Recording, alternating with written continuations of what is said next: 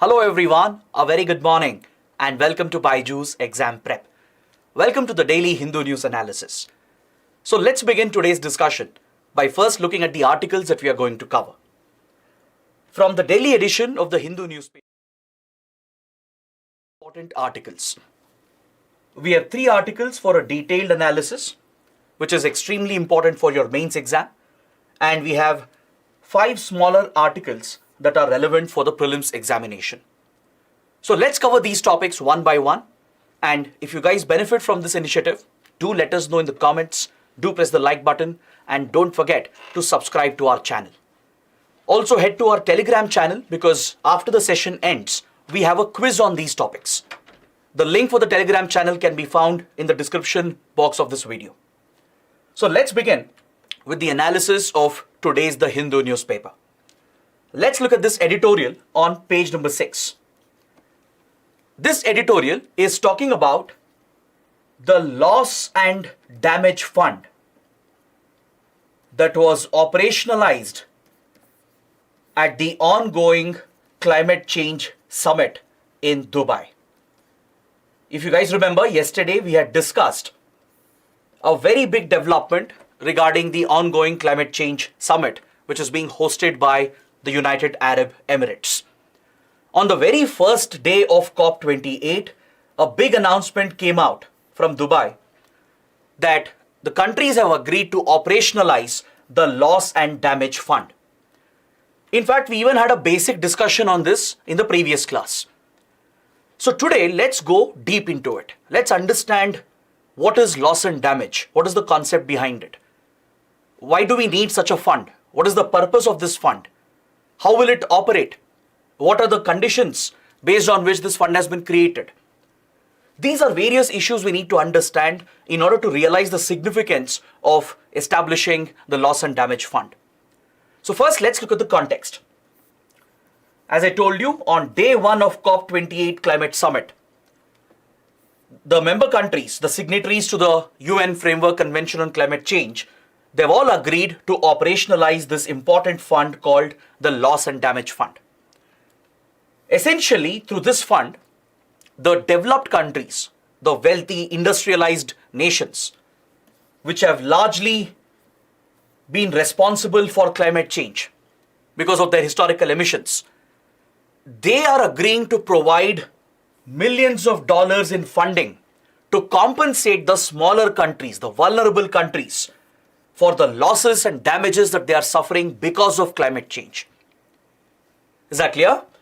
Due to climate change, small countries, vulnerable nations, they are suffering severe losses and damages.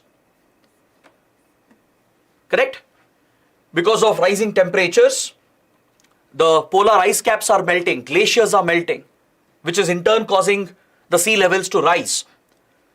These long-term changes being introduced in our climatic systems is increasing the frequency and intensity of extreme weather events, causing more frequent disasters and more intense disasters. So small nations, vulnerable nations, they are facing more frequent floods, droughts, heat waves, forest fires, cyclones, etc. These disasters, they bring about enormous economic destruction. They destroy livelihoods, they destroy infrastructure, they kill a lot of people as well. And it leads to long-term damages which can't even be quantified. You can't really measure the extent of damage being caused by these disasters. Of course, you can quantify the economic loss, but there are other losses caused by a disaster which cannot be quantified. So these are the losses and damages being suffered by the weaker communities in small island states, in least developed countries. These are the most vulnerable nations as far as climate change is concerned. And the worst part is that they're not even responsible for climate change. Their emissions are extremely low. The climate change that we are witnessing is largely a result of historical emissions, which were released by today's developed countries and the rich industrialized nations. So as a result, the developed wealthy nations are being given this additional responsibility, this historical responsibility to pay for the loss and damages being incurred by the vulnerable nations. That is the whole concept behind loss and damage fund.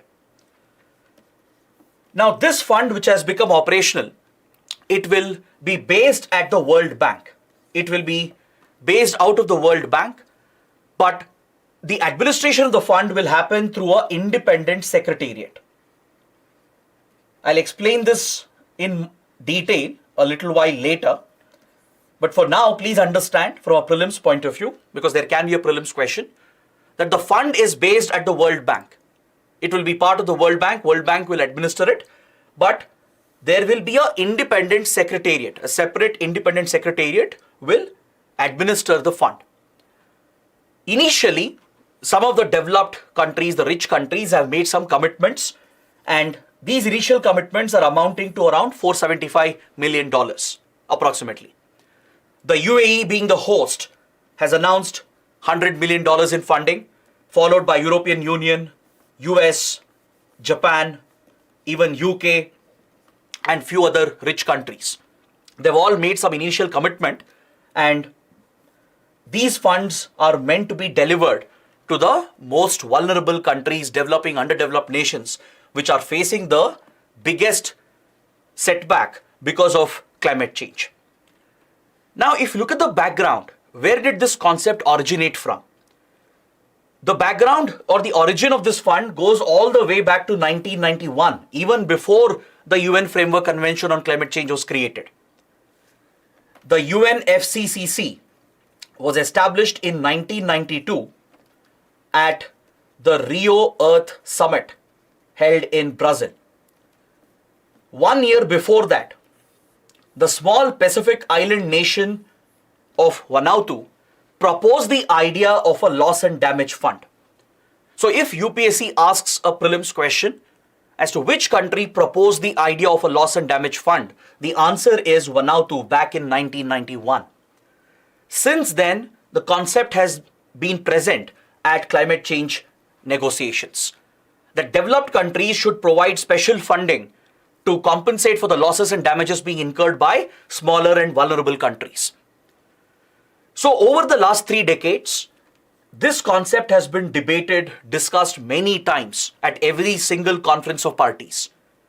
And finally, last year, in 2022, at COP27, this is where the countries decided that loss and damage fund has to be established. For the first time, the announcement was made at Sharm el-Sheikh in Egypt, where COP27 was held, that a loss and damage fund will be established. And as a follow-up, at COP28 in Dubai, the fund has been made operational.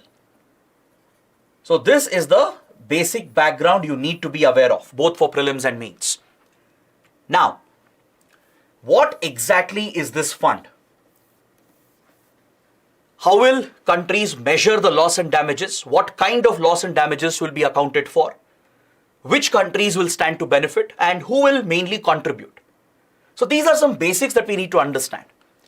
So as I told you, this is basically a global financial package which is being created to rescue and rehabilitate the most vulnerable countries which are facing the cascading effect of climate change. As I told you, climate change is driving extreme weather events, leading to more frequent disasters and more intense disasters. Correct? This climate change was largely triggered by the rich developed countries. Starting from the Industrial Revolution since 1800s, it's the rich nations which have burnt fossil fuels on a large scale and developed their economies. They utilize all the carbon space, the carbon budget for themselves to grow their economies and improve their standard of living while leaving behind the developing and underdeveloped world. So today, the poor countries are paying the price for the climate change that was primarily triggered by the rich countries. This is where the concept of historical responsibilities and historical emissions comes into picture. These rich countries, these developed industrialized nations, they are responsible for historical emissions.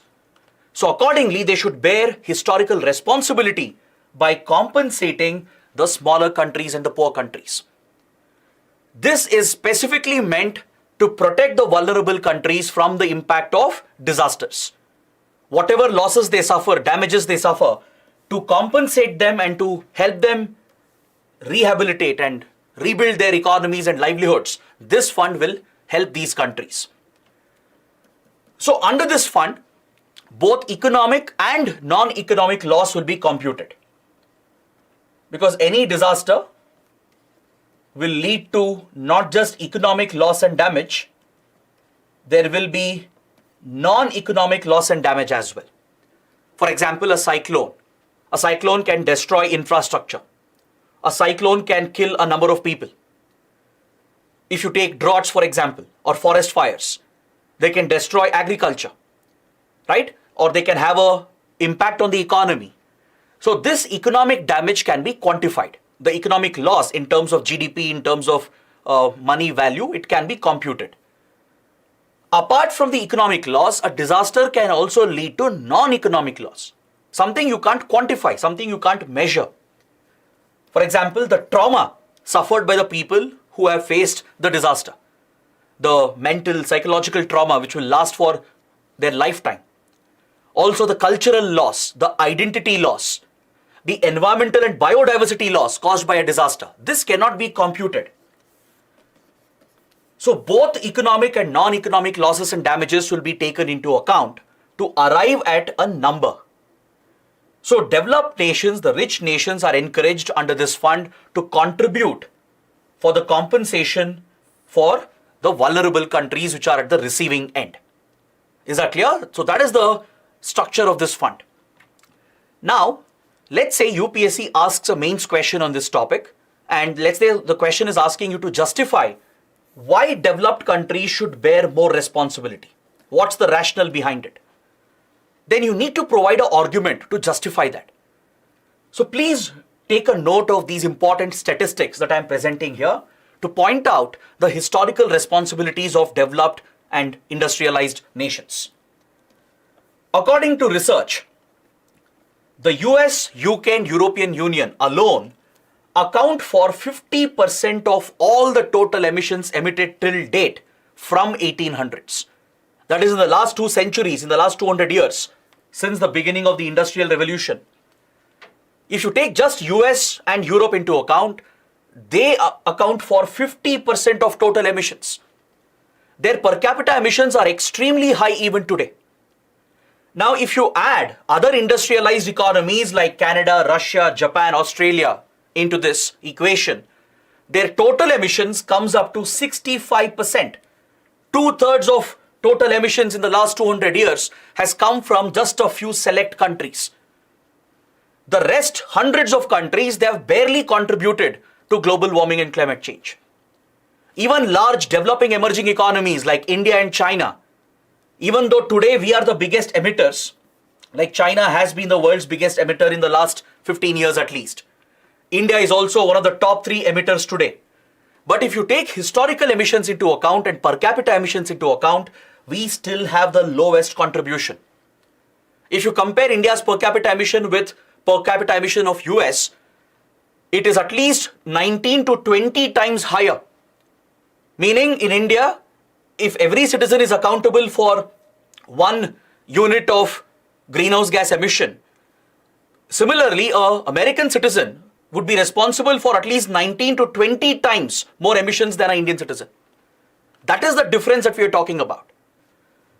So countries like India, China, Indonesia, right? These large developing emerging economies, they deserve to have the right to burn more fossil fuels and adopt cleaner technologies as well to grow their economies, to solve their socio-economic problems. Because developed nations have solved their socio-economic problems by burning fossil fuels, by growing their economies. So similarly, developing countries, emerging economies will need the same right. And smaller countries, small islands like Maldives, small Pacific island states, poor countries in Africa, all the low-income countries in Asia, in South America, they need more space, they need more assistance to withstand the impact of climate change. So this is where the justification comes in for developed countries to take up more responsibility. So what exactly is the quantum of loss and damage that the world is facing? That's the next big question. And how many countries are considered as vulnerable? According to available data provided by IPCC, the Intergovernmental Panel on Climate Change, around 55 countries are considered as vulnerable, the most vulnerable. They are already suffering a loss and damage of $525 billion because of climate change. In the last 2 decades alone, these 55 vulnerable countries, they're all least developed countries, LDCs, or small island states. These 55 vulnerable nations have suffered total loss and damages of around $525 billion. This is expected to increase to $580 billion by the end of the decade. So this is where the justification comes in again, that developed countries have to compensate them for the losses they are suffering. Because in the future, global warming will trigger more extreme weather events. The Global Stocktake Report brought out by the UN and the findings of IPCC reports makes it very clear that we are headed towards dangerous territory in the coming years. Global average temperatures are rising and almost hitting the Paris goals. We might very soon see the average temperatures crossing the 1.5 degrees Celsius mark, which is a threshold that we have kept, after which climate change becomes almost irreversible. So given that these small countries are facing greater risk in the coming decades, they deserve to be compensated for the losses and damages, and that is why this fund has been created. Now, as I told you, this fund is being set up within the World Bank. It will be part of the World Bank for now. But however, it will be administered separately. There will be an independent secretariat which will administer this particular fund. Now let me provide a thorough analysis of the operationalization of this fund. See, as of now, there is no clarity as to how the fund will be replenished, how much funds will each country contribute, how frequently will they contribute, also regarding deadlines and the payments and even the distribution of funds. We don't have much clarity available as of now. Based on what has been disclosed at the ongoing COP28, all countries can contribute to loss and damage fund. Please remember this. A very important point for your prelims as well. Even though the concept is to encourage developed industrialized nations to contribute, every country can voluntarily make contributions. Even India, even a small country, if it's interested, right, can make contributions to the LDF. There is no restriction as such. So it's not that only developed countries will provide funds. It encourages voluntary contribution from every country in the world. But of course, the expectation is that developed countries will contribute more. That is one very important point. These funds will be distributed. It will be distributed to the most vulnerable countries, which includes your least developed countries, small island states, and as well as developing countries. They will be the beneficiaries. Is that clear? But there are many concerns, many issues that still remain. As I told you, there is no clarity about the deadline. It's not that a schedule has been created where these developed countries have to make payments within the deadline. There are no specific targets for developed countries or the industrialized nations. There is no clarity on how the fund will be replenished. See, right now they have announced an initial contribution of $475 million, which is a very small amount. It's a small fraction of the larger amount that is needed. The total amount needed would at least be $1 trillion at the minimum, because the countries have already suffered damages of more than $500 billion. This will only increase in the coming years. So a contribution of $500 million is nothing. It's a small fraction. So without guarantees on replenishment, without targets for countries, without deadlines, this fund could also become a failure like other previous financing arrangements. That is a big concern. The other major concern is about World Bank having control over the fund. In fact, initially when the idea was proposed, all the developing countries and underdeveloped nations, they were against placing this fund at the World Bank, because World Bank is dominated by Western countries. US and European Union, they have a dominating control, a monopoly on the functioning of the World Bank. The World Bank has already been accused of being non-transparent when it comes to providing development assistance to the smaller countries. Usually the US and Western countries, the European countries, have misused World Bank for their own economic and geopolitical interests. So because of this controversy, the developing and underdeveloped nations were against basing the LDF at the World Bank. But finally, they have agreed to it. That's a concession that other countries have given in order to operationalize this fund. So we need to see whether the fund will function as it is designed. Even though it will be operated by an independent secretariat, World Bank could still exercise some control over its functioning, leading to another round of dispute between developed nations and developing underdeveloped countries. So that remains another major concern. Next is the money. Eventually, this is about money. As I told you, few millions is nothing. It will not help in addressing the issue. Since the requirement is hundreds of $billion, almost $1 trillion, a few $1 million here and there will not make any difference. So it's about the quantum of funding as well. So that is another issue which has not been addressed. See, we can't rely entirely on faith and trust here, because previously the developed countries, they had made a promise. They had promised under Green Climate Fund established in 2009 at the Copenhagen Summit.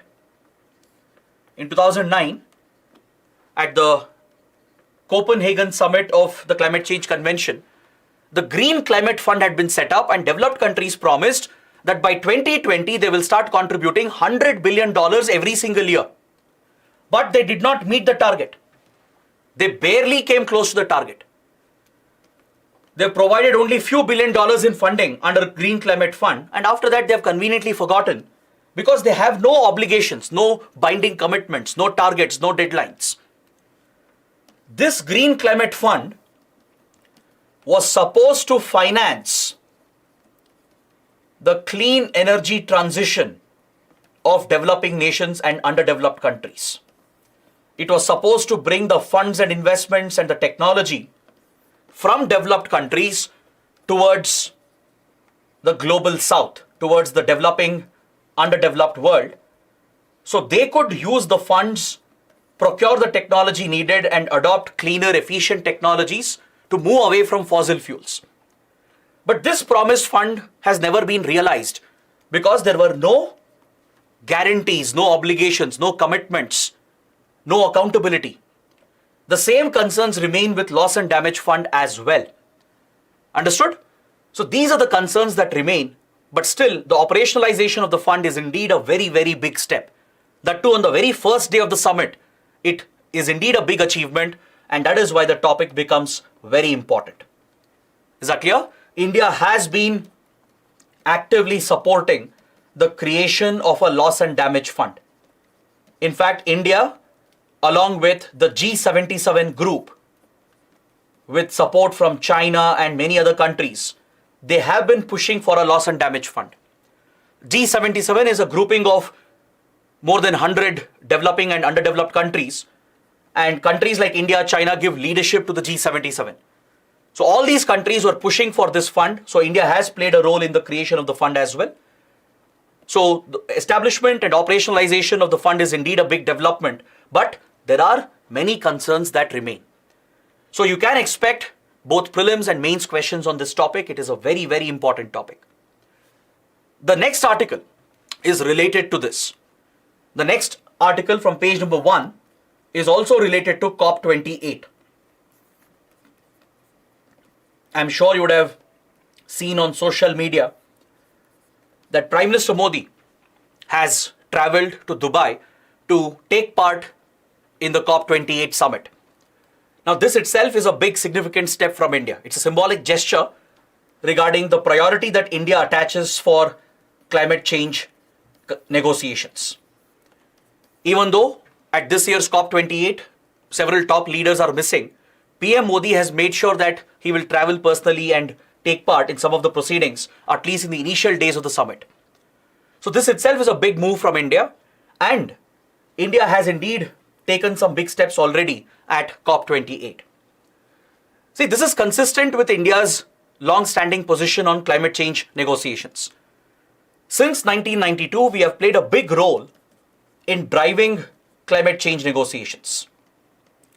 For example, when Kyoto Protocol was signed, which was the first climate agreement in 1997, it was India which championed the principle of CBDR, the concept of common but differentiated responsibilities, which provided for historical responsibilities, was primarily championed by India along with China, Brazil, South Africa, and many other developing, underdeveloped nations. So India has always been a big contributor. We played a big role in the Paris Agreement as well in 2015, which replaced the Kyoto Protocol. India has announced its nationally determined contributions, its voluntary climate targets as per the terms of the Paris Agreement. Then, under Prime Minister Modi's leadership, India has taken up other related initiatives like the International Solar Alliance, which was launched at the Paris Summit itself in 2015. Then India also launched the Coalition for Disaster Resilient Infrastructure to promote disaster risk reduction. Right? So India has taken up many such steps with regard to climate change. So in line with this commitment, PM Modi has traveled to Dubai, participated at COP28, and in a big development, India has proposed to host COP33 in 2028. India has submitted a formal proposal to the UNFCCC to host COP33 summit in India. Previously, we have hosted the summit once in 2002. Kindly remember this point. So for India to host the summit again, the proposal has to be approved by the signatories to the Climate Change Convention. Basically, the UN members who are party to the UNFCCC, they have to approve India's proposal, and then India will get to host COP33. And this would be the second time that India will be hosting the Climate Change Summit. Now, apart from this, India has appreciated the operationalization of Loss and Damage Fund because we were supporting its creation and operationalization. We have also welcomed the initiative of United Arab Emirates to create a new fund called the Climate Investment Fund. We'll discuss this later. In the prelim section, I have one more article where we are going to discuss this $30 billion fund, which is a private fund that UAE has created. As the host country, it has a bigger responsibility to produce results and concrete outcomes at the summit. So UAE has taken the initiative to establish another fund for climate finance. A $30 billion climate finance fund called the Climate Investment Fund has been created, and India has welcomed this development, and we have urged developed countries to be more responsible. PM Modi has made it clear that it is the rich countries which are responsible for emissions, and the global south is paying the price for the climate change that has been triggered because of that. He has highlighted the risks being faced by smaller countries, vulnerable countries. So he has urged the developed world, the rich countries, to do more in order to achieve the climate targets, implement their nationally determined contributions to ensure that we achieve the goals of the Paris Agreement. Apart from all these statements, Prime Minister Modi also has invited all the countries to take part in India's Global Green Credit Scheme. This is a very important point for your prelims. India has launched an initiative called the Green Credit Initiative or the Green Credit Scheme. It was notified last year by the Ministry of Environment, Forest and Climate Change. the Green Credit Initiative. This initiative is focused upon creating a carbon sink through afforestation measures. It is a non-commercial, non-monetary initiative. It does not involve an aspect of carbon trading as such, but it seeks to incentivize private companies, institutions, organizations, and even individuals to take up afforestation measures in wasteland and degraded land. Those who take part in these afforestation efforts, they will get green credits. These green credits can give incentives to the institutions, companies, and organizations which are involved in these afforestation schemes. In river catchment areas, in wetlands, in degraded habitats. These private entities, even individuals, environmental organizations, they can take up these afforestation measures with the support of the government. And those who take up these afforestation initiatives, they get green credits, which will give them various incentives offered by the government, maybe tax benefits and other benefits that the government can provide. So it's a non-commercial effort. There is no commercial aspect to it. It doesn't involve carbon trading as such, but the green credits will give incentives to the stakeholders. So this initiative launched by India is being scaled up to the global level. PM Modi has launched this with UAE, the host of COP28. The Global Green Credit Initiative has been launched, and we have invited all the countries to take part in this initiative. So through such afforestation measures, we can increase the carbon sink available, which will accelerate carbon sequestration, meaning the excess greenhouse gases present in the atmosphere can be removed through these natural carbon sinks. This is one way of approaching net zero emissions, right? Just like we are emitting greenhouse gas emissions, we can remove the greenhouse gas emissions as well. One natural way of carbon sequestration is by creating such carbon sinks through afforestation measures. So this initiative of India is called the Global Green Credit Scheme. We have launched it at the global level as well with United Arab Emirates. Is that clear? The initiative is already operational in India at the domestic level. Now we are taking it global with the help of UAE, the host of COP28. So these are the big developments coming out from the COP28 summit. Now let's take up an important column from page number 6 that deals with governance in India. It specifically looks at Indian bureaucracy, the Indian bureaucratic machinery, and the challenges that the state machinery is facing in policy making and in policy implementation.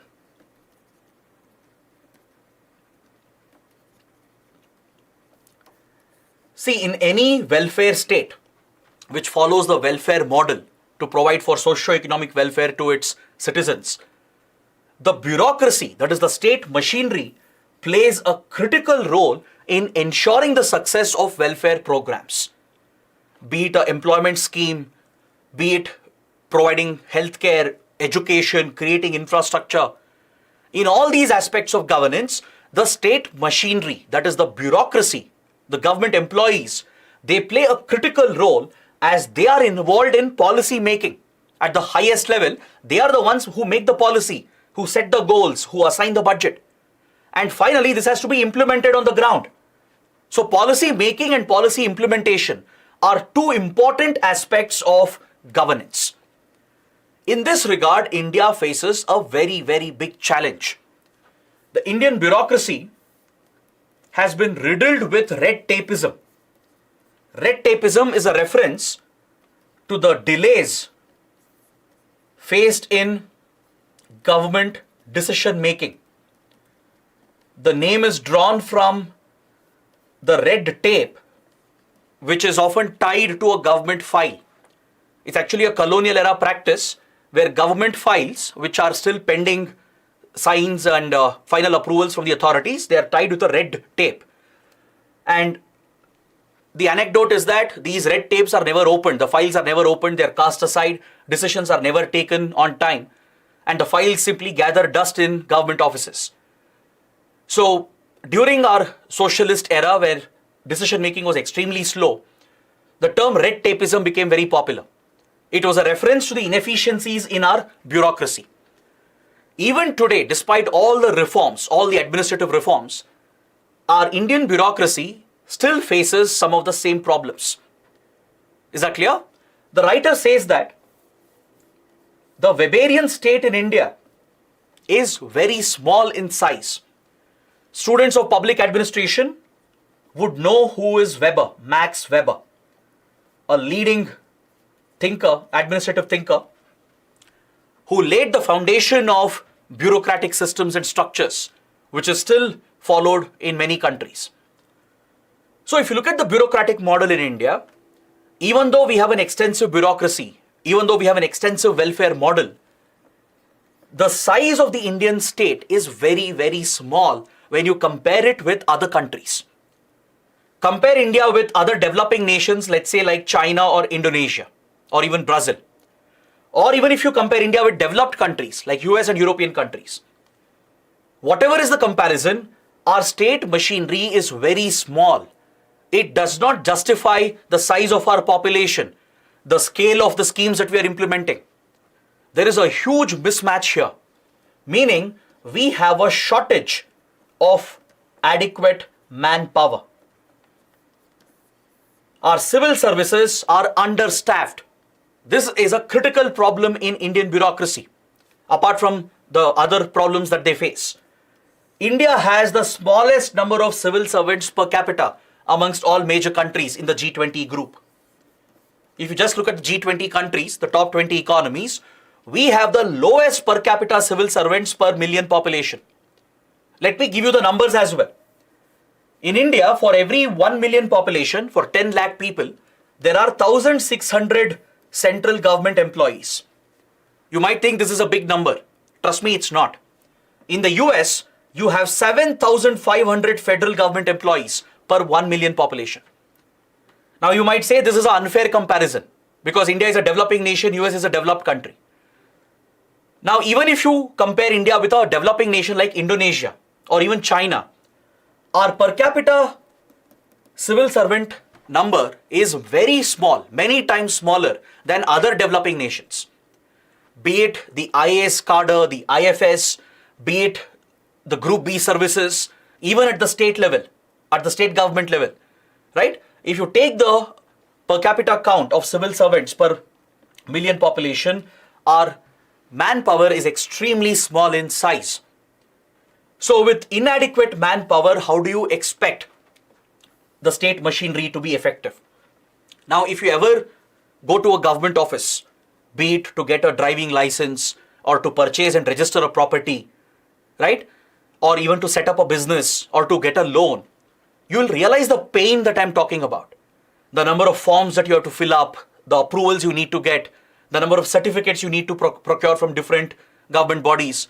So there is a lot of processes involved, lot of bureaucratic processes which are very complex for a common man, and eventually the bureaucracy is also very slow in decision making. The processes are more, the number of employees are less to handle it, and eventually the citizens will suffer, welfare will suffer. If you look at the public sector's share in total employment in India, it is just 5.77%. which is many times smaller than that in Indonesia, China, UK, etc. So this is one core problem the writer is highlighting. The shortage of manpower at the government level, be it at the central government or at the state government. Is that clear? This is across sectors. Even if you look at the judiciary, the lower courts, you look at food inspectors, if you look at firefighters, the police forces as well, the number of teachers, doctors, in every sector, we have a shortage, a critical shortage. So this definitely affects governance. It affects good governance in the country. Upon that, the state has a lot of inadequacies when it comes to providing justice, solving criminal cases, in prosecuting cases, in providing welfare payments, or even in providing public services and public goods. The shortage of manpower, the scarcity, is directly leading to inadequacy in our state capability. So as a result, what happens is that when the state can't deliver the services, the state seeks to outsource the delivery of public services. Usually in some key sectors like public health, education, these critical services have to be provided by the state. State is best positioned to deliver quality healthcare, quality education. But since the state is facing these incapacities, right? It has a shortage of manpower, it doesn't have enough skilled, talented employees, and the system also has corruption and several weaknesses. So as a result, the state prefers to outsource critical public services as well. This affects inclusive development. When government outsources healthcare, outsources education, it's the private sector which will boom. Private healthcare, as you know, is more expensive. Private education is more expensive. So in a country like India, which is a developing nation with still high levels of poverty, when key services are being outsourced and being provided through the private sector, it affects the weaker sections. The poor people will be the most affected. And this clearly highlights the inadequacy of the state machinery in India. Right? Now, those who support the concept of inclusive development, they always say that the state should be bigger in size. They argue for a bigger role for the state. In public administration, the proponents of inclusive development, they support the expansion of the state, meaning they want the government machinery to be bigger. They want the government to spend more on key services from food, nutrition to sanitation, hygiene, healthcare, education. In such key areas, they want the government to spend more along with a large bureaucracy to handle that government spending. But critics point out that if you have a bigger government, it will only slow down decision making. It will create a hierarchy. It will lead to wasteful expenditure and more corruption. So critics, the detractors of this concept, they argue for a smaller state. They argue for a minimum government and maximum governance. But the writer says that both proponents and detractors of this theory, they don't realize that in India, we are people thin and process thick. Meaning, we have very less officers, very less government employees, but the government processes are more and complex. So who will handle these government processes? Who will handle policy making, policy implementation? Right? So when that is the case, when we are people thin and process thick, it is very important to ensure that your government institutions are manned with the adequate number of civil servants. And these civil servants, they should be well trained. They should have the right skills, right motivation, the right honesty, integrity. All these values are very, very important.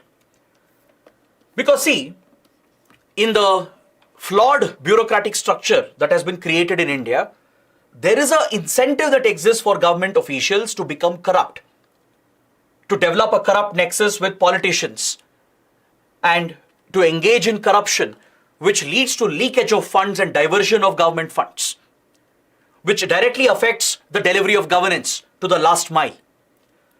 Plus, there is already a skill gap amongst our civil servants. Not all the civil servants in the country, from the top to the lowest level, they are not highly skilled. They don't have the right skills or talent to work in the most efficient manner. So given these inadequacies, it's very, very important for the state to focus more on reforms, administrative reforms. The author is saying that the political executive and the civil services, they both have seen an erosion in their ability to make policies and implement policies. Is that clear? So this is where the writer talks about the power of delegation. Delegating decision making, delegating implementation to the grassroots. Because generally, in a large bureaucracy, in a large bureaucratic setup, decision making is largely centralized. There is a concentration of power at the top where all the policy making and even implementation powers are withheld at the highest level within each ministry and each department. Many times there is a hesitance to devolve and delegate powers to the grassroots. Now, this is one major flaw in a rigid bureaucracy which slows down decision making and actually creates a disincentive for workers at the grassroots to contribute proactively. Now, if you look at successful models of governance, be it Singapore, be it other Asian countries or developed countries, they do provide for a lot of delegation of power to the front line. Now, for example, let's say to build a highway, there will be a national policy made at the ministry level, right? But eventually the ones building the highway would be at the grassroots, right? There would be a contract given out, or the National Highways Authority of India will be executing the project on its own, or it will tie up with a private partner, build a public-private partnership and execute that project. Now, if all the policy making and implementation powers are held at the ministry level, you can't expect efficient construction of the road at the ground level, right?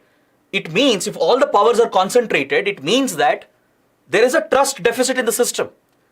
The higher officers don't trust the junior officers. And this creates a vicious cycle of distrust. If frontline personnel have no discretion at all, you're promoting a culture of mistrust and lack of accountability. Tomorrow, if things go wrong, the junior officials will deny accountability. They'll say, we are not responsible. We didn't make the decision. Decision was made at the ministry level, at the highest level. So due to lack of accountability, junior officers at the front lines, who are the executive and line officers, they will not be motivated to work efficiently, right? They'll not be responsible enough. So to promote a culture of responsibility and accountability, it is very important to place trust in the lower bureaucracy as well and to delegate the powers accordingly. Of course, there has to be checks and balances. It's not that you provide full discretion. There will be checks and balances, but poor delegation is a proven reason for inefficient bureaucracy. Delegation is very important. You can see this in a private setup as well, in private companies as well.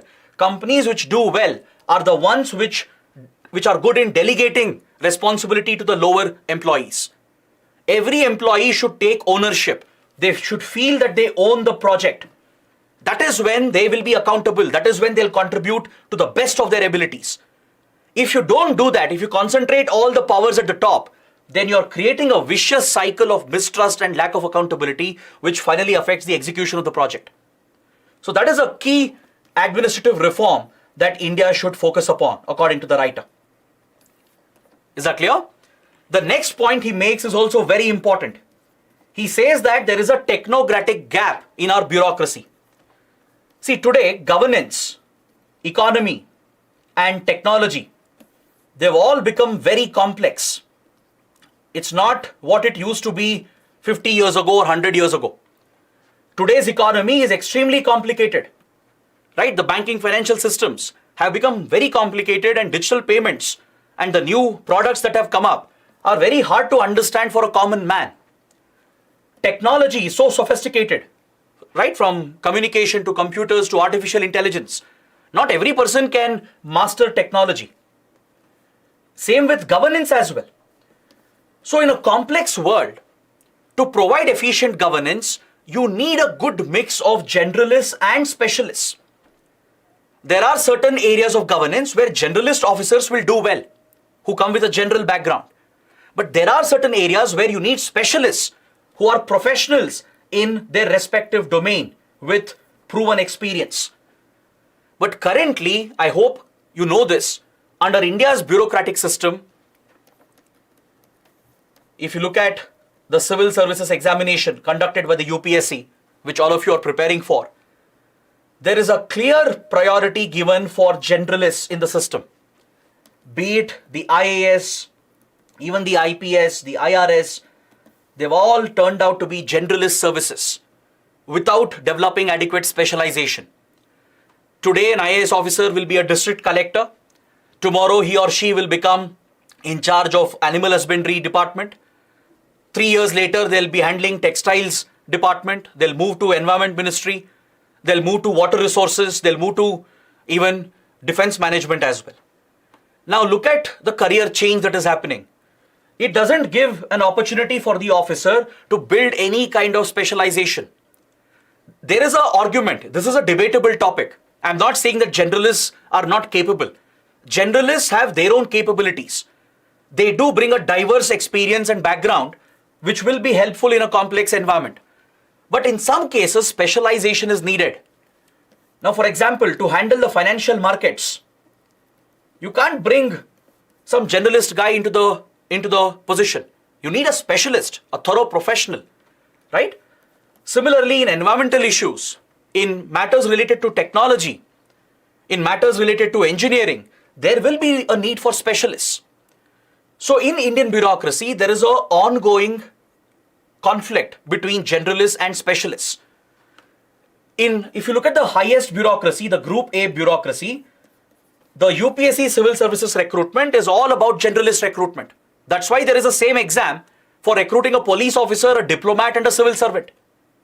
You can't see this in any major country, right? Have you ever thought about it? All of you are attempting the same exam to become a police officer, to become a diplomat, and an administrator. Usually, this would have been separated into specialist roles, but in India, that is not the case. And the generalist lobby has become very powerful. They don't allow mid-level entry or lateral entries to happen. Lateral entries are looked down upon by the generalists, thus creating a roadblock for specialists to enter the bureaucracy at a later stage. So this is a challenge that we are yet to solve. Even though governments have made attempts, the Modi government, Manmohan Singh government, they have tried bringing in specialists through lateral entry, through the non-civil service route, through the non-UPSC route. But the number of specialists in Indian bureaucracy is very, very, very less. Indian bureaucracy is dominated by generalists, and this creates a technocratic gap that affects governance and delivery of services. The other important point being raised by the author is the frequent audits and vigilance and the strict adherence to rules. See, following rules is important. Having checks and balances is important. But it shouldn't create a culture of fear, a culture of reprisal. The CAG audits are in such a way that government officers, they fear taking decisions. Same with the vigilance maintained by Central Vigilance Commission and the anti-corruption vigilance maintained by CBI and Lokpal. To tackle corruption, yes, you need effective audits, you need effective vigilance, but it shouldn't be to such an extent that it cripples decision making. Several top officers, they think that why should I take a risky decision? I have 2-3 years service left. Let me sit on this decision. I'll retire and someone else will take the decision. Because they fear that today if they make a decision, 3-5 years later, 6 years later, there could be cases and investigations against them questioning the integrity of the decision. So this is where we need a fine balance between the need for audits, accountability and checks and balances while giving enough discretion for the authorities to take quick and timely decisions. In many scandals that have broken out, be it the 2G spectrum scandal, the coal scandal, etc., many of the cases were largely witch hunts. Because in retrospect, if courts and investigators are looking back and evaluating a decision, it's always easy to judge that in retrospect. You need to look at the context in which the decision was taken. When you don't consider the hindsight information, right, and when you're judging officers for the decisions they have taken, it becomes very difficult for bureaucrats to function in a more free manner. Timely decisions will not be taken, bureaucrats will hesitate because at the fag end of their career, they don't want charges to come up against them. They don't want accusations to come against them. So this culture of fear and reprisal which has been created because of excessive adherence to rules and audits and vigilance has crippled decision making. This is another issue to be addressed. And then comes the most basic issue, the pay and emoluments given to government employees. Not to discourage you, but government service does not pay well. I know it's not a positive point to mention for civil service aspirants, but that is the reality. Bureaucrats in India, be it IAS officers or junior officers or even state bureaucrats, their salaries are extremely low. I'll tell you one personal case that I'm aware of. I have a very close friend. I'll not mention her name. She was in a very high position in the IT industry. She was she was in the top management, drawing around 45 lakhs per annum. Because of her desire to serve the country, she gave the civil services exam and today she is a successful civil servant. But the pay she is drawing is a small fraction of what the private industry was paying her. See, eventually everyone works for money. Money is essential for your basic motivation to look after your family, to look after your basic expenses, right?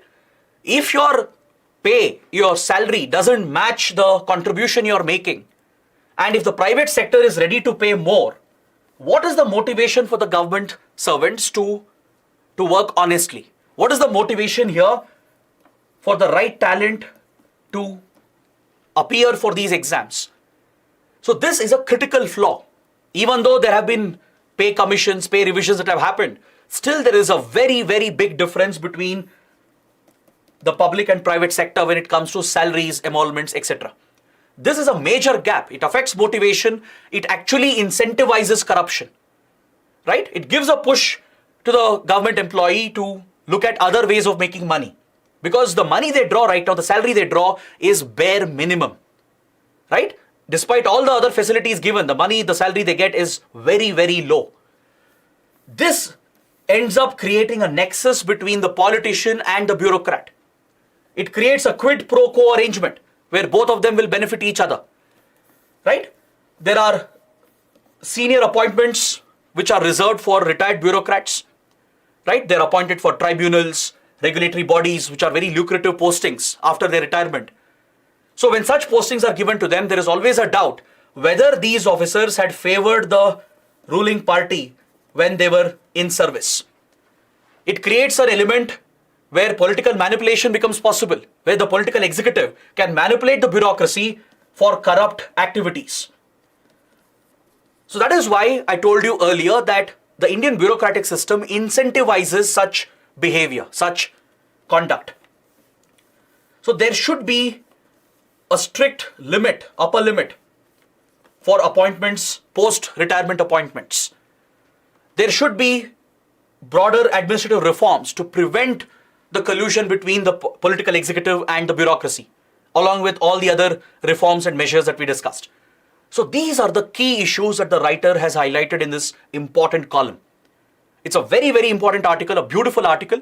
I would suggest please read the entire column after the session ends. You can expect questions in paper 2, in paper 4, in ethics, and also a essay topic. So this completes my discussion of all the mains articles. Now let's take a look at the small prelims articles quickly. On page number 1, we have a polity related article. The Supreme Court has reiterated that a state governor cannot refer a re-enacted bill to the president. Is that clear? Now this deals with Article 200 of the Indian Constitution. Under Article 200, the governor of a state has certain powers with regard to granting assent to bills that are passed by the state legislative assembly. Now in the recent few years, the power of the governor to grant assent to a bill has become very controversial. In opposition ruled states like Tamil Nadu, Kerala, West Bengal, Telangana, etc., there is a strong accusation from the ruling parties at the state that governors are misusing their office and favoring the central government and blocking important pieces of legislation that have been enacted by the state assemblies. Now this is undercutting federalism. It is undermining democratically elected state governments and crippling the ability of state assemblies to make legislation. See, under Article 200, the governor of a state has few options after a bill has been passed by the Legislative Assembly. Either the governor will grant assent, will provide assent to the bill, it becomes an act, or the governor can withhold assent. If the governor has an issue with the bill, with some provisions of the bill, he or she can withhold assent and can ask the assembly to reconsider. The governor can provide few suggestions as well. He can send a note saying that these provisions might be problematic, they might be in contravention to central laws, they might be stepping into the jurisdiction of the central government, or it might be derogating the powers of the High Court. In such cases, the governor can withhold assent and give a note to the assembly that you need to reconsider the bill. Now, after the assembly reconsiders and sends it back, either in the same format or with amendments, then the governor is bound to grant assent according to Article 200. The governor has one more option as well.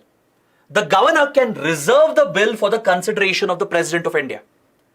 Under these special circumstances, where the bill is in contravention to central laws or central jurisdiction, or if it is derogating the powers of the High Court, in these areas, governor can reserve the bill for the consideration of the President, refer it to the President of India. But if the State Assembly comes out with the same bill again, with or without amendments, the governor has no discretion after that. Governor is bound to grant assent. This is very, very clear in the Constitution. Despite this, several state governors have misused these powers to withhold their assent indefinitely because the article does not specify the time limit to grant assent. So in this case, the Supreme Court has said that governor cannot refer a re-enacted bill to the President again. That is, let's say a state assembly has passed a bill, governor has reserved the bill for the consideration of the President and then referred the bill back to the House. Now, if the assembly passes that bill with or without amendments, the governor again cannot reserve the bill and send it to the President. That becomes a never-ending loop. If it comes back the second time, if the bill is sent again by the assembly after getting it passed, with or without amendments, governor is bound to grant assent. The governor cannot send it back to the President. Of course, governor can withhold the assent, right? But he can't send it back to the President again for the President's consideration. So that is what the Supreme Court has reiterated in this recent judgment.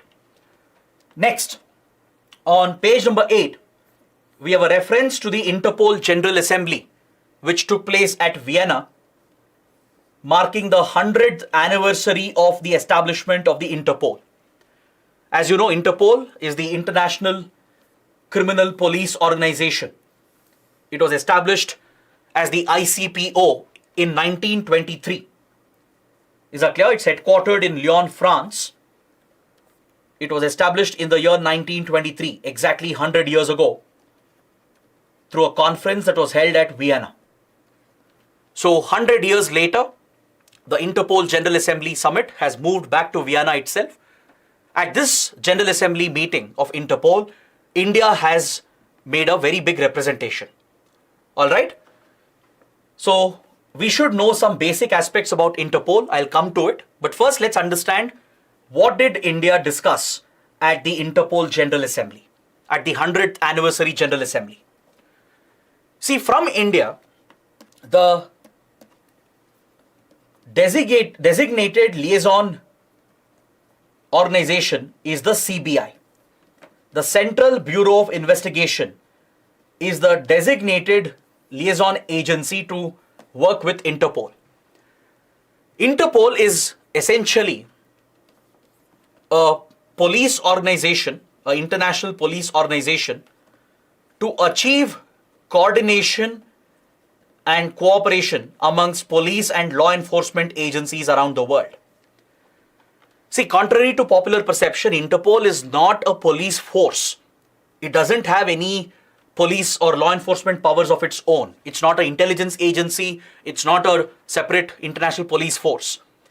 It's basically a police organization, an international criminal police organization that brings all countries together to cooperate in matters of policing, law enforcement, investigation, etc. From every country, there will be one liaison organization. From India, it is the CBI. So through Interpol, you can share information. You can request information on wanted criminals. You can ask other countries to take action against wanted criminals who might be hiding in other countries. So to achieve such level of cooperation, coordination between police law enforcement agencies, Interpol was created. Headquartered in Leone, France, established in 1923 at Vienna. So from India, a delegation headed by the CBI director, along with NIA's Director General, have participated at the General Assembly, and they have urged the countries to deny a safe haven for criminals, organized criminals, especially those who are involved in drug trafficking and arms trafficking. They are closely connected with terrorists, which is a reference India has made to the presence of Khalistani extremists in countries like US, Canada, UK, etc. Several Khalistani extremists who are wanted by India, they are involved in drugs and arms trafficking. They are involved in criminal activities while taking part in separatist terrorist activities as well. So India has urged Interpol and all the member countries to deny a safe haven for such organized criminals. Is that clear? So coming to the functioning of Interpol, it's a international police organization for achieving cooperation, coordination and crime control, and through Interpol, these notices can be issued based on the request of the member country. Is that clear? There are color-coded notices, and I want you guys to be familiar with this. You have something called a red corner notice, RCN. Let's say India wants a criminal who's hiding in a foreign country to be arrested, or we want to know the location of a wanted individual and we are seeking his or her extradition to India. So in such cases, a red corner notice is raised. So India's CBI, which is the designated agency to work with Interpol, will raise this request, submit the required evidence to show that this individual is wanted in India, is a wanted criminal. If Interpol is satisfied with all the reports and evidence we are giving, it will issue a red corner notice which obligates all the member countries to identify the location of this wanted criminal and detain, arrest that person and extradite them to India. So like that, there are different color-coded notices. Green notice for warning about a person's criminal activities. Blue notice to locate, identify and obtain information on a person of interest. Yellow notice for locating a missing person. Black notice to seek information on unidentified dead bodies. Orange notice to warn of an event, a person or an object or a process that represents an imminent threat, indicating an imminent security challenge. Purple notice to provide information regarding how criminals are operating, what methods they are using, where they are hiding. Such information related to investigation is shared through purple notice.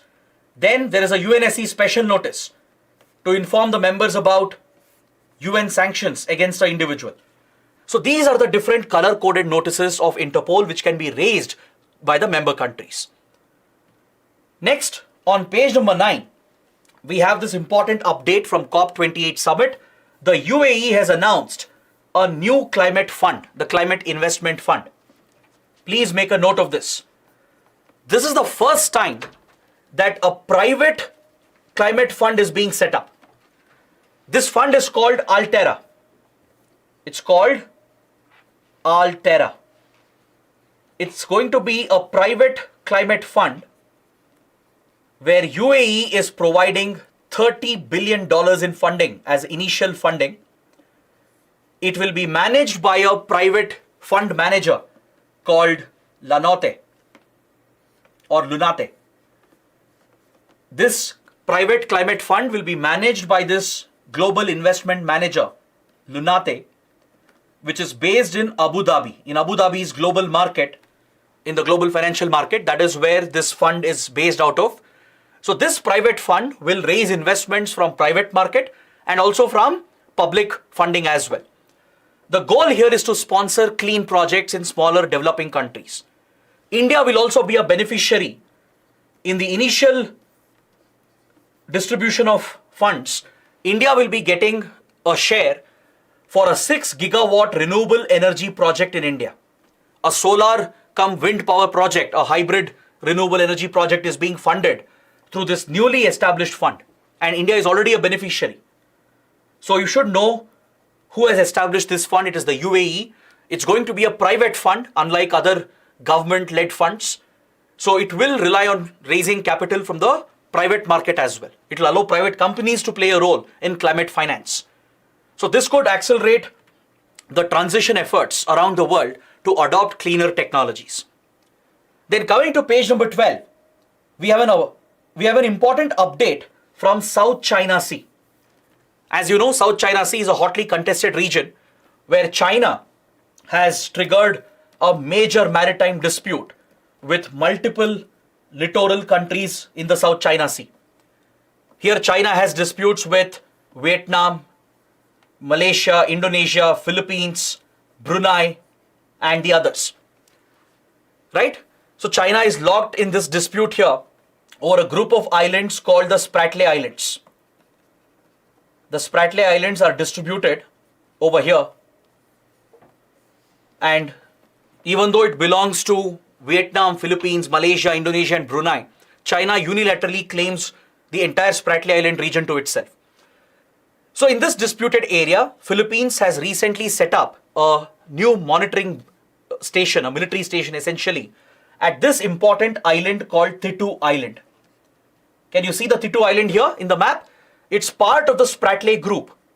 It's part of the Spratly group of islands.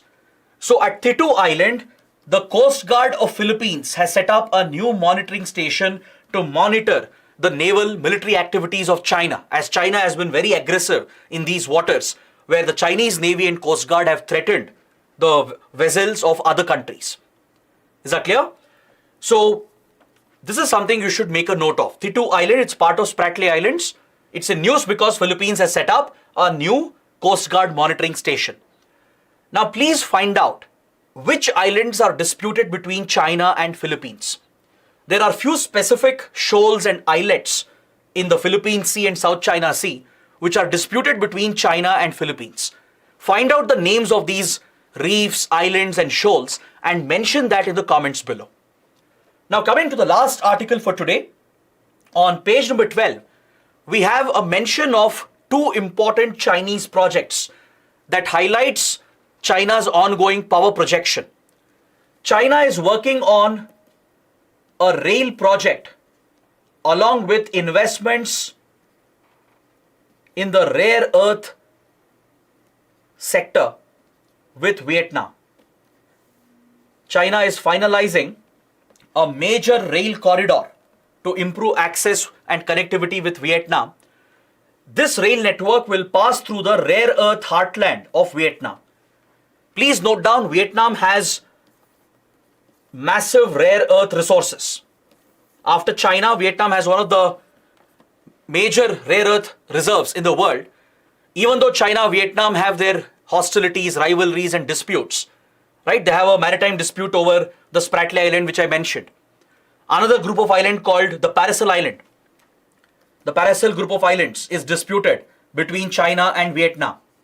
Despite these standing disputes, China and Vietnam are looking to work together, and China in particular is expanding its Belt and Road Initiative.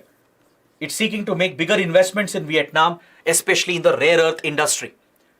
So China wants to connect the rare earth belt of Vietnam with a rail network and link this with a port, the northern port of Vietnam, from where the resources can be taken to China. So this shows the increasing economic strategic presence of China. Similarly, in West Africa, in a West African country known as Sierra Leone, China is funding the construction of a bridge which connects Freetown, the capital of Sierra Leone, with the town of Lungi.